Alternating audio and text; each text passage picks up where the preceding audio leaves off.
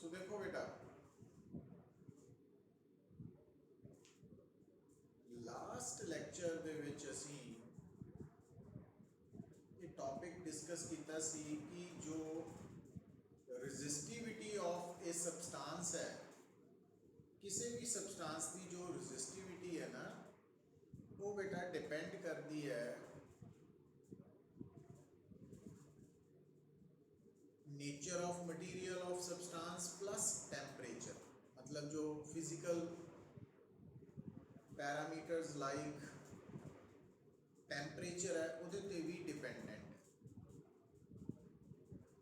तो जो physical conditions है टेम्परेचर उहदे अकॉर्डिंगली किसी भी सब्सटेंस की जो रजिस्टिविटी है वो मैटल्स के लिए बेटा किस तरह वेरी करती है। मैटल्स के केस असी ऑब्जर्व किया कि with the rising temperature resistivity increase करती है। तो सैमी कंडक्टर्स के केस ऑब्जर्व किया कि resistivity with the rising temperature decrease करती है। तो और क्यों करती है, किस तरह करती है, किहड़े फैक्टर्स के कारण करती है, वो सारी आपां इन डिटेल स्टडी की सी। पर अज बेटा असी जो टर्म इंट्रोड्यूस कर रहे हैं ना, वो है temperature coefficient of resistivity.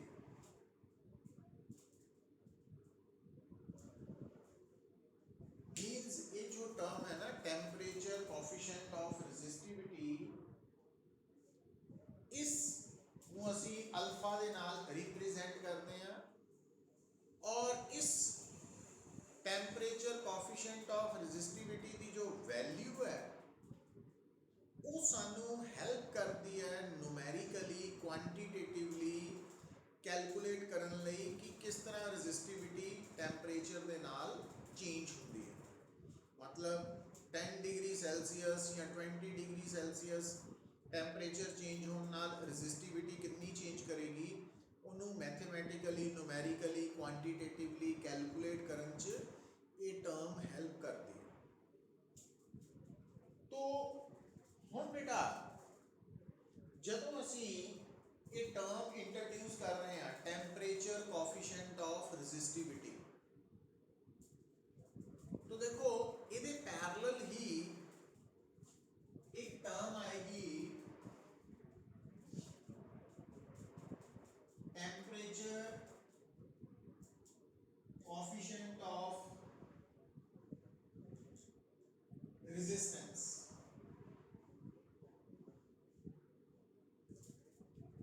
Actually temperature coefficient of resistivity ते टेम्परेचर कोएफिशिएंट ऑफ रेजिस्टेंस ये दो डिफरेंट टर्म्स है। इन्हों बड़ा आराम दे नाल समझना बेटा। बट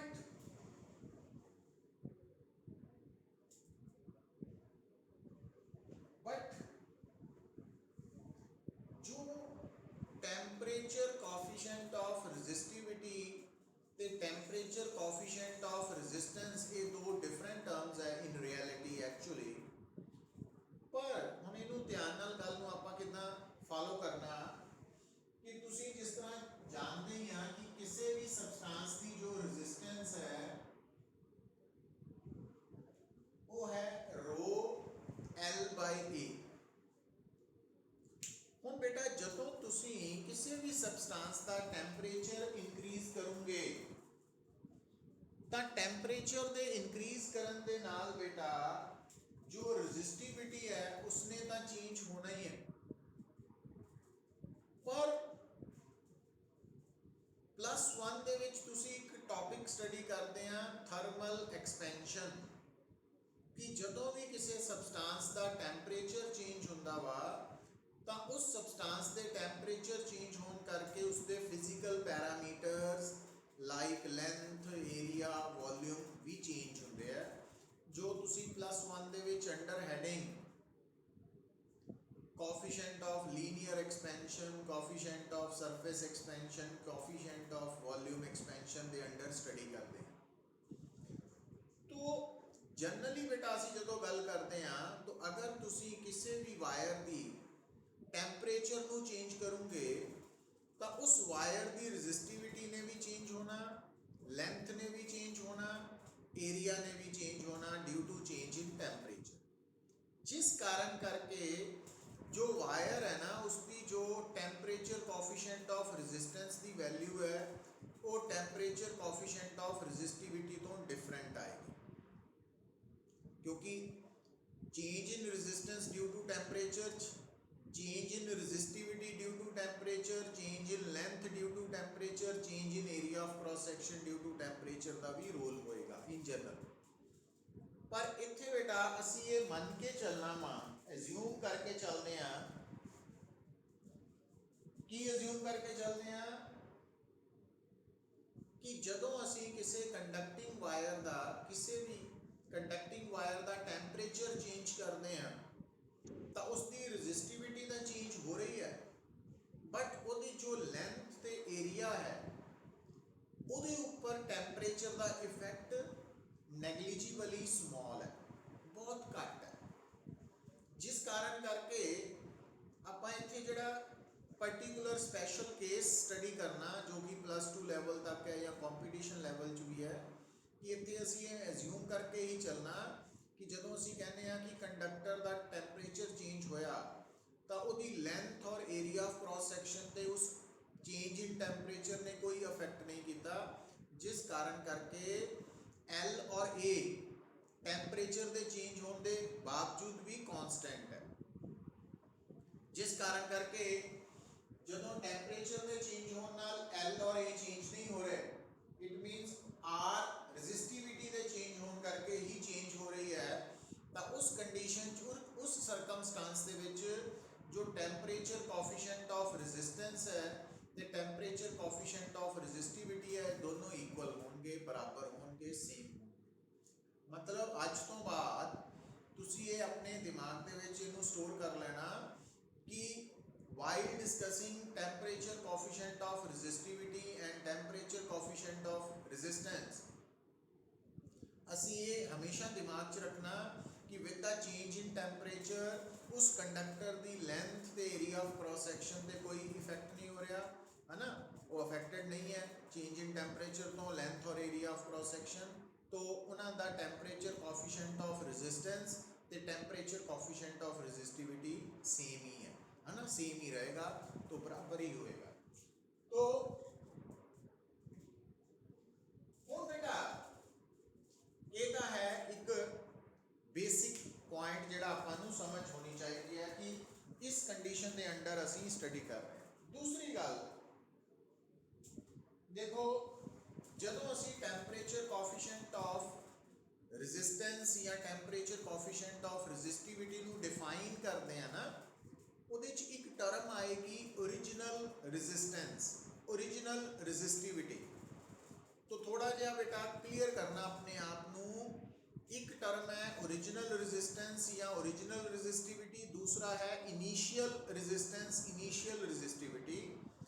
तो ओरिजिनल रेजिस्टेंस या रेजिस्टिविटी किहनूं बोलना वा, जदों सबसटांस दी रेजिस्टेंस दी वैल्यू या रेजिस्टिविटी दी वैल्यू कदों मेजर हो रही है, एट 0 डिग्री सेल्सियस टैंपरेचर।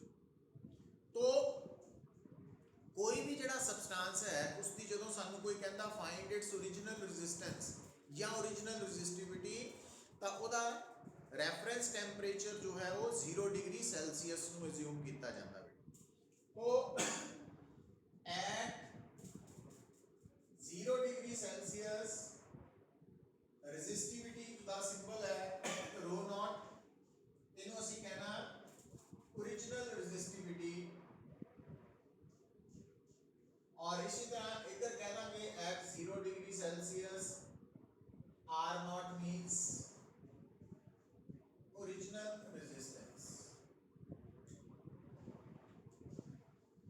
और बेटा एट थीटा डिग्री सेल्सियस जो रेजिस्टिविटी है that is known as final resistivity. तो एट थीटा डिग्री सेल्सियस जो जो ਰੈਜ਼ਿਸਟੈਂਸ ਹੈ ਉਹਨੂੰ ਅਸੀਂ ਕਹਿ ਦਾਂਗੇ ਫਾਈਨਲ ਰੈਜ਼ਿਸਟੈਂਸ। ਹੁਣ ਇਸ ਕੇਸ 'ਚ ਬੇਟਾ चेंज इन टेम्परेचर है थीटा माइनस 0 थीटा, और इस केस च भी चेंज इन टेम्परेचर है बेटा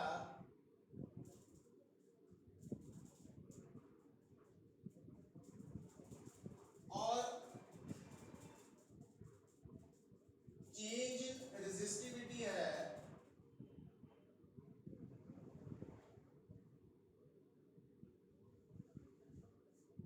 और इधर आ जाएगी चेंज इन रेजिस्टेंस।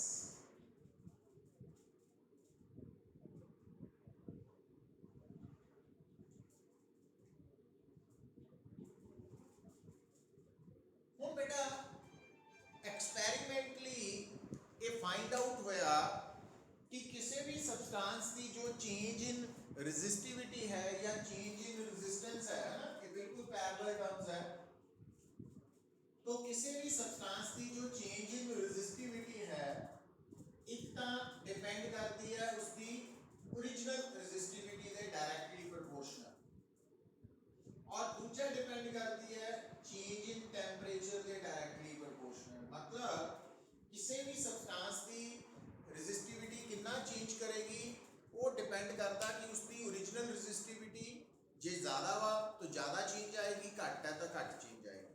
दूसरी गल चेंज इन टेम्परेचर पे डिपेंड करती है, जो change in resistivity of substance है ना, तो जितना ज़्यादा टेम्परेचर चेंज होएगा उतना ज़्यादा रेजिस्टिविटी चेंज करेगा। तो इस तरफ बेटा रेजिस्टेंस आ जाएगी। और जो असी कंबाइन करते हैं ऑन कंबाइनिंग, तो डेल्टा रो प्रोपोर्शनल टू, और डेल्टा थीटा की वैल्यू थीटा है,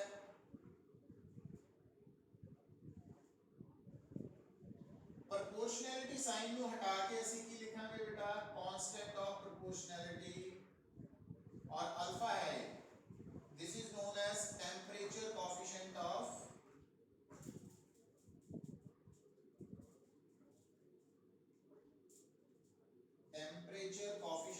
रेजिस्टिविटी।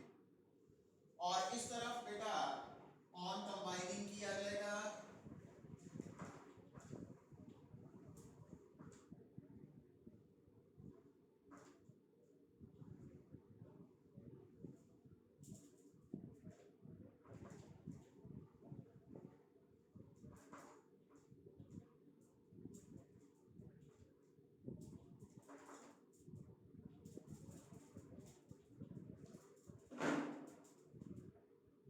देखो, तो अगर थानू कोई बोलदा टेम्परेचर कोएफिशिएंट ऑफ रेजिस्टिविटी नु डिफाइन करना, तो temperature coefficient of resistivity is defined as change in resistivity per unit original resistivity per unit change in temperature. तो टेम्परेचर कोएफिशिएंट ऑफ रेजिस्टेंस है change in resistance per unit original resistance per unit change in temperature. हूं भाई अगर सानू कोई गल करे SI units of temperature coefficient of resistivity की बेटा, तो एसआई यूनिट की बनेगा, क्योंकि चेंज इन रेजिस्टिविटी ते ओरिजिनल रेजिस्टिविटी के यूनिट्स बराबर होने करके कैंसिल आउट हो जाएंगे बेटा, तो सिर्फ टेम्परेचर आएगा वो भी नीचे, और ये टेम्परेचर नहीं है चेंज इन टेम्परेचर है, तो पर केल्विन और इधर आएगा।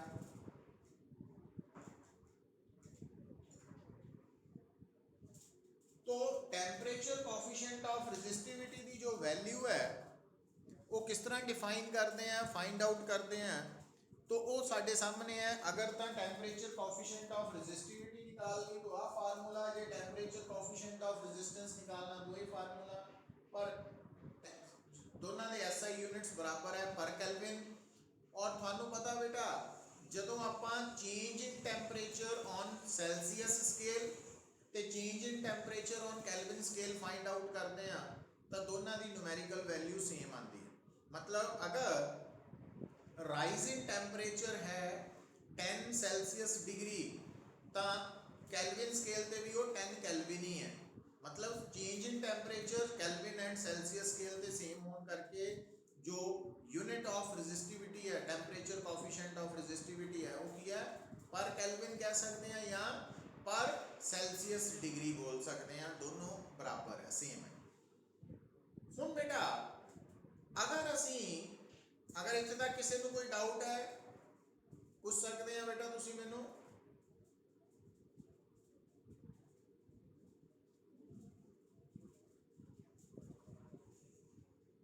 अगर नहीं है तो आप कंटिन्यू करते हैं इस गल को। देखो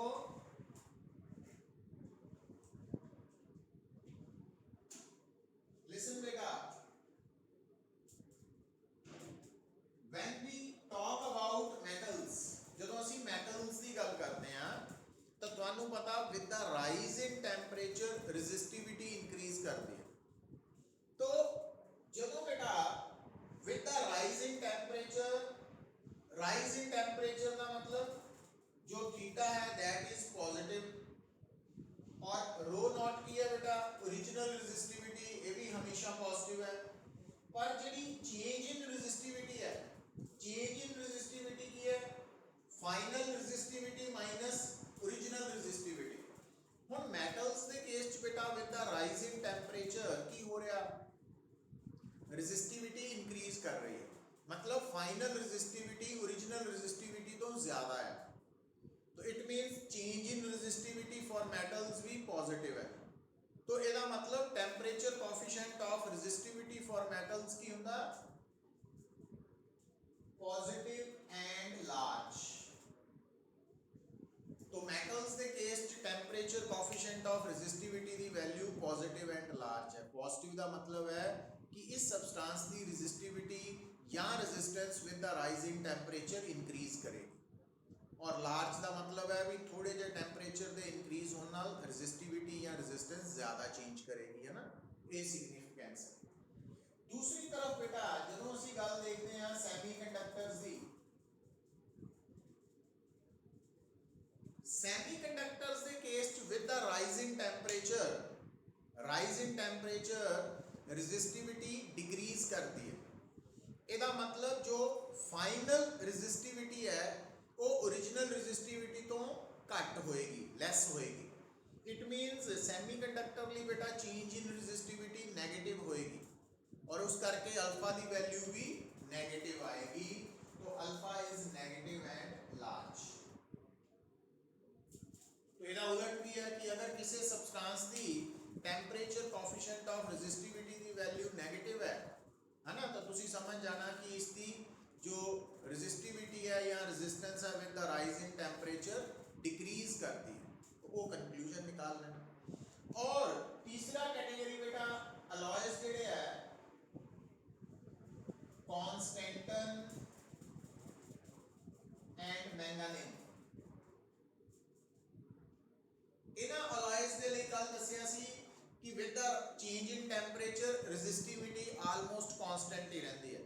तो इसका मतलब फाइनल रेजिस्टिविटी ते ओरिजिनल रेजिस्टिविटी सेम रहने करके जो चेंज इन रेजिस्टिविटी है वो अप्रॉक्सीमेटली जीरो ही होएगा, तो अल्फा की वैल्यू अप्रॉक्सीमेटली जीरो ही आएगी।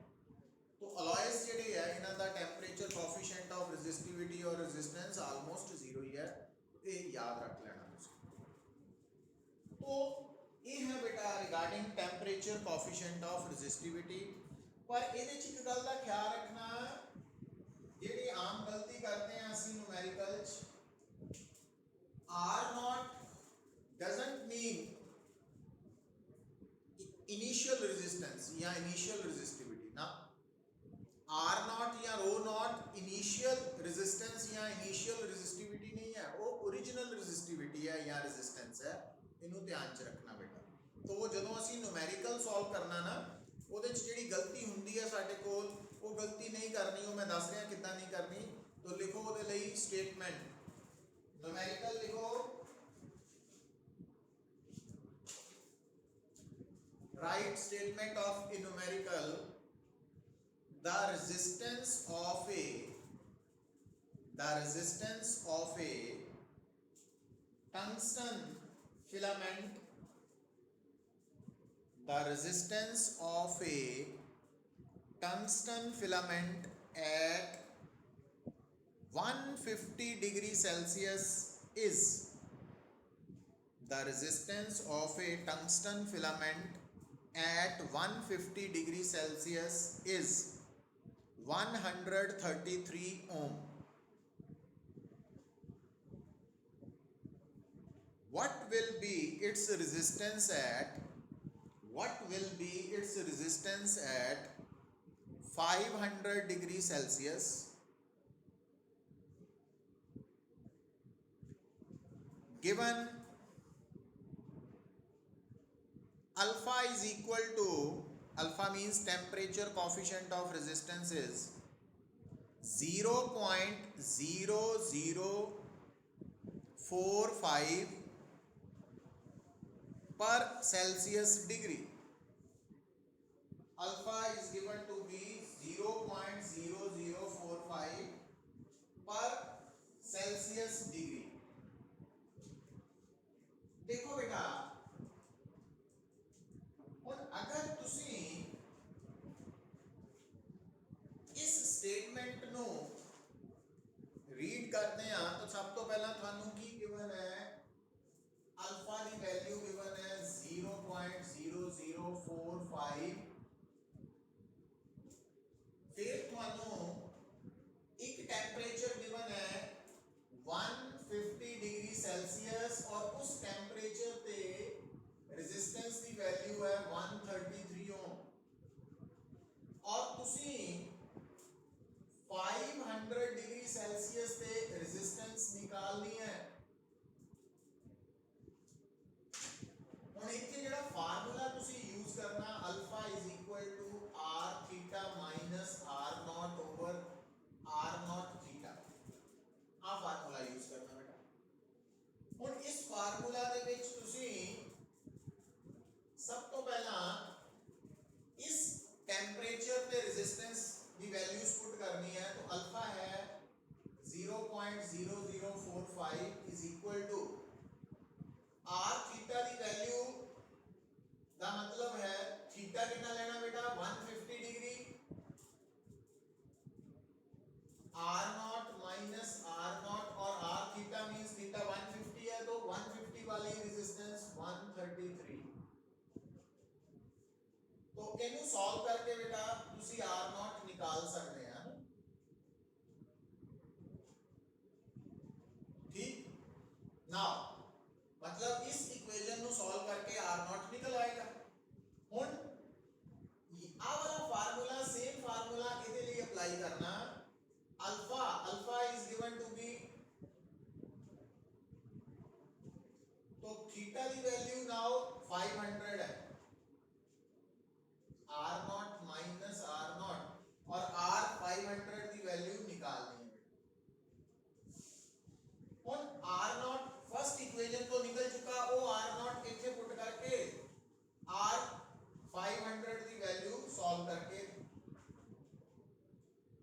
तो आर की वैल्यू इथों निकली है वो इथे पुट करके आर 500 निकाल।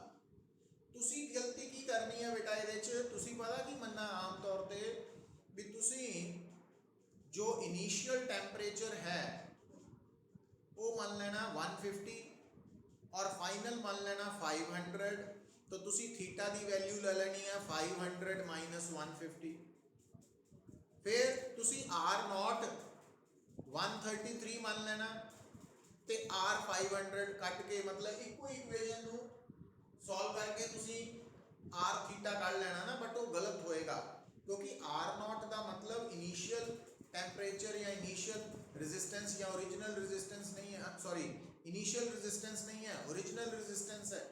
इस कारण करके दो इक्वेशंस बना के सॉल्व करना, आर नॉट का मतलब resistance at 0 degree Celsius temperature है, ना कि initial resistance at any temperature. तो इनु फर्क नु समझना। तो इत्थे तक समझ आई है गल? आर्यन मीनिया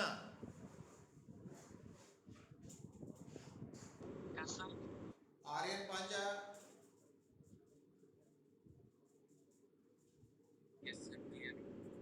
चिराग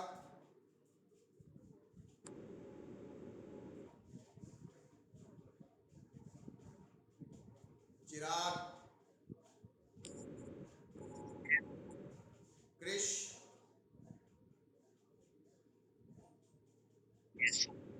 लक्ष्य,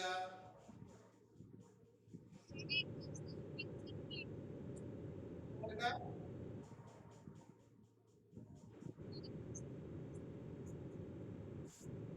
तो उच्ची बोलो बेटा।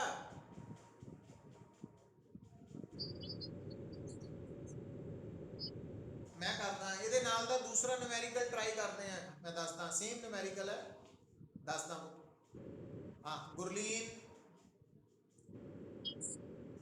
Samreet, Harman,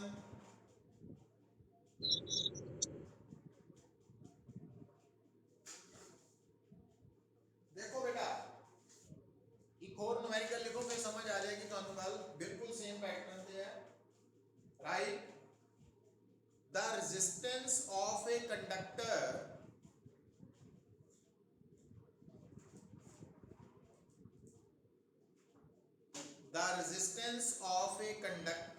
at 20 degree Celsius is 3.15 ohm. Resistance of conductor at 20 degree Celsius is, मतलब ਜਦੋਂ टेम्परेचर है 20 degree Celsius, resistance at 20 degree Celsius है 3.15 ohm, and at 100 degree Celsius is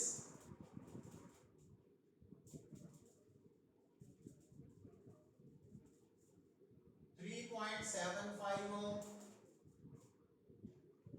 and at 100 degree Celsius is 3.75 ohm. Calculate the temperature coefficient of resistance.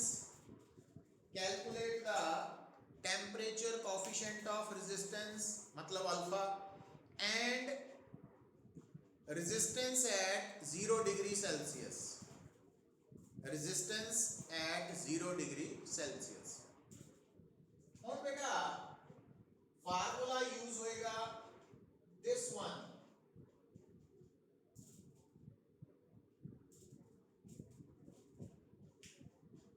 और देखो इस formula च R nought means, R not का मतलब है resistance at 0 degree Celsius,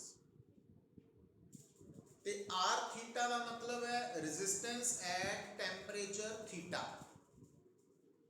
हुण देखो आ जिहड़ा बेटा पहला पार्ट है, तो एदी वैल्यूज नु जदों इत्थे पुट करांगे तो alpha becomes 3.15 minus R not over R not into, और आ टेम्परेचर 20 है ना तो 20, और सेकंड केस च टेम्परेचर है 100 और रेजिस्टेंस है 100 है 3.75, तो same formula alpha is equal to 3.75 minus R not over R not into 100। हुण ये बेटा दो इक्वेशंस है, दो ही अननोन है अल्फा एंड आर नॉट। तुसी की करना, दोनों इक्वेशंस दी लेफ्ट साइड अल्फा अल्फा बराबर है, तो दोनों इक्वेशंस नु इक्वेट करके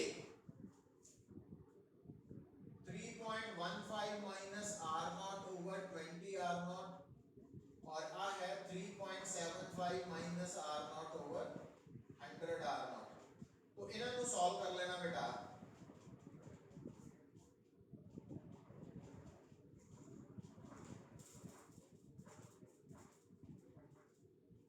तो आर नॉट निकल आएगा,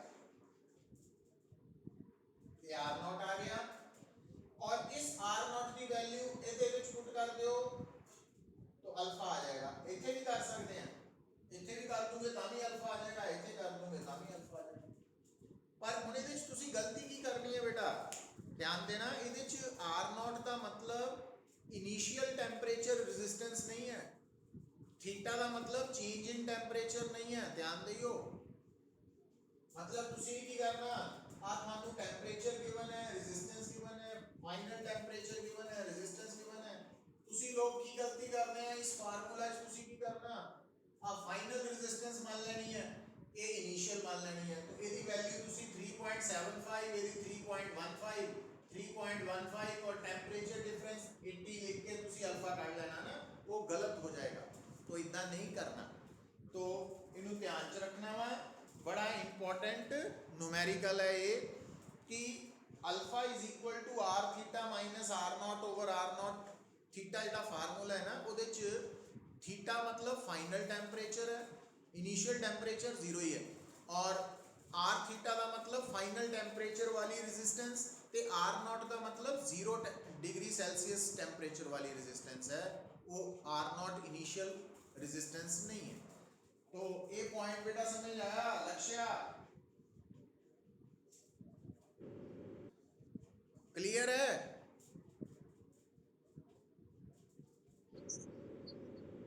हाँ ट्राई करके देखियो जो प्रॉब्लम